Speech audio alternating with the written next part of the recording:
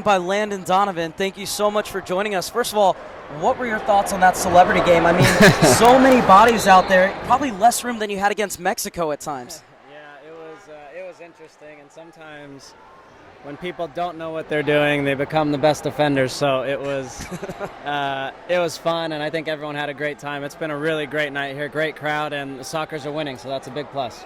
You came out to training on Thursday. What were the first things that you noticed about the differences and the nuances between the indoor and the outdoor game? I'm sure most guys say the same thing, but in outdoor soccer, you use the sideline and the end line as your friend when you're defending. And here, if you're not aware, then the ball's right back at you and in your face again. So it's the reason I like it is because you've got to be alert all the time. And I always got frustrated with players on my team who weren't always tuned in and alert. Here, if you're not alert, you get exposed, and I think it's great. And we've seen it a couple times here. The Sockers not alert at the back post, and yet somehow Ontario just unable to stick them in. What has stuck out to you in this game so far tonight? Well, I think just training with them and then watching tonight how fit they are. This is, for most of them, I assume have some other job, but they treat this like it's their full-time job. And their fitness, their training session they were put through was a real training session that you would be used to at any level of soccer. So I'm really impressed with that. And then just their ability to get out of tight situations is really impressive and something you don't see as often on the outdoor game. And Landon, I'm sorry to ask you this. I know you went through it last season. Is there any way we can coax you out of retirement for this Ron Newman Cup run? Well, if I only have to be on the field a minute at a time, I think I would consider it, yeah. Well, Landon, you said you grew up playing indoor soccer. You grew up playing the indoor game. You said you and your buddies would go play twice a week in the local indoor setting where you grew up, and maybe that passion will just continue to burn. And if we look forward to the 2017-18 season, who knows? Landon Donovan in a Sockers uniform? Well, I have to say, playing indoor was always more enjoyable for me than playing outdoor because there's constant action, and as an attacker, you're always in front of the goal. So I loved it. I loved the ability to. You can play for 10 minutes and you're fully sweating, feel like you have a great workout in, and I never say never, so I'm going to be a supporter and a fan no matter what, and then above and beyond that, you never know. And obviously coming out beforehand, great reception from this crowd, talking about soccer in San Diego, and tell us what's been going on in that push to bring Major League Soccer to this great city.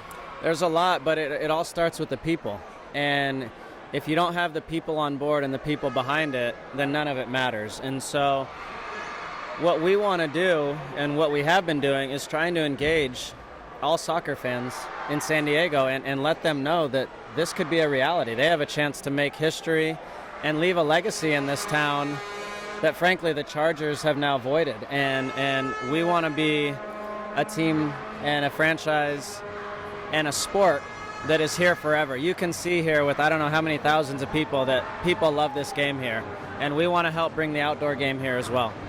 Cisse continuing to dribble, twisting and turning, but just nothing in front of him, has to go back with it.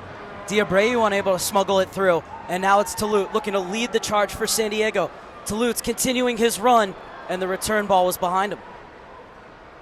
So we'd like to ask the hard-hitting questions here at the San Diego Sockers. Going back to the celebrity game, was it a penalty on Shannon McMillan? I would tend to say yes, but I was on our team, so I'm a little biased. Is there anything you're seeing here where you're saying, okay, if Ontario would do this or kind of switch this up, then I think they might be able to pull a few goals back and get back into it? Well, I mean, you guys have forgotten more about the indoor game in the last 10 minutes than I will ever know, right? But what I was interested to hear the other day was that at the end of games when a team is losing, they'll pull their goalie out, much like you would in hockey.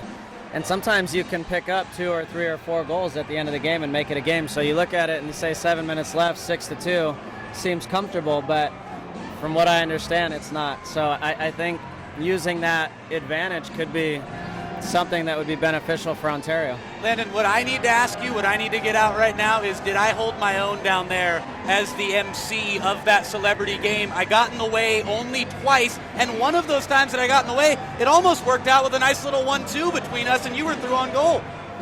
I would say you were the Ontario Fury tonight of emceeing. Oh, I tried. I gave it my all. I worked up a sweat down there. You tried your hardest. I worked up a You sweat got to down get out of the way. That's rule number one. Doesn't matter what you say. Get out of the way.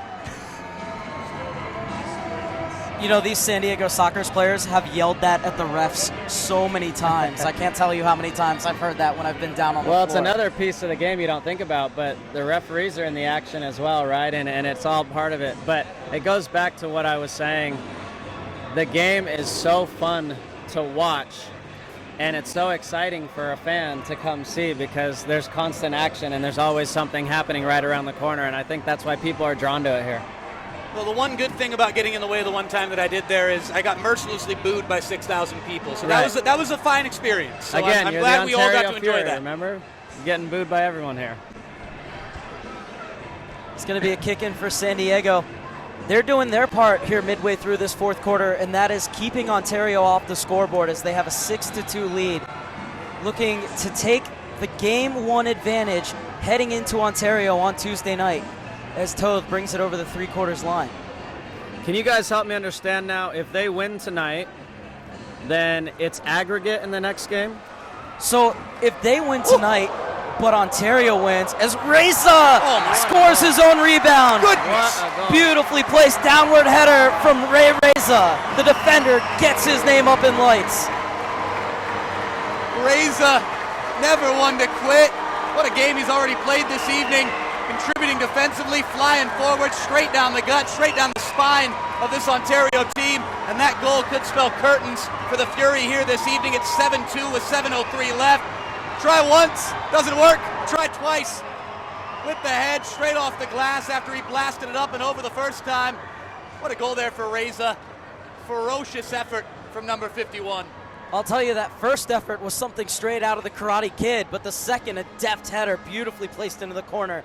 And it's 7-2 San Diego with just over 7 minutes left. So the Sockers, with this potentially, still time for some craziness to develop as they're going already with the sixth attacker, as Landon alluded to a few moments ago.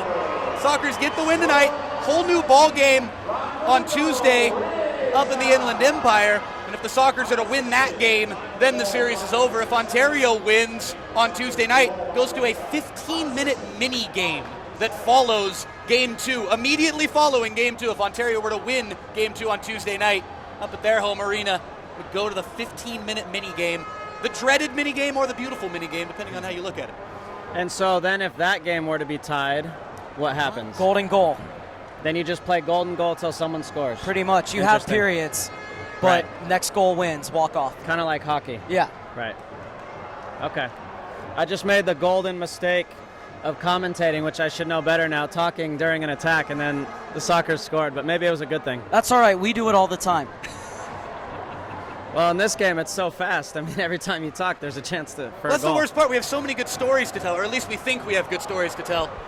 And then we're halfway through them and can't finish the story. All right. We're amused, at least. So the sixth attacker will bring it forward for Ontario. Marc Serber alongside Nate Abarea and Landon Donovan. This ball in the corner zipped across, and finally it's finished off at the back post.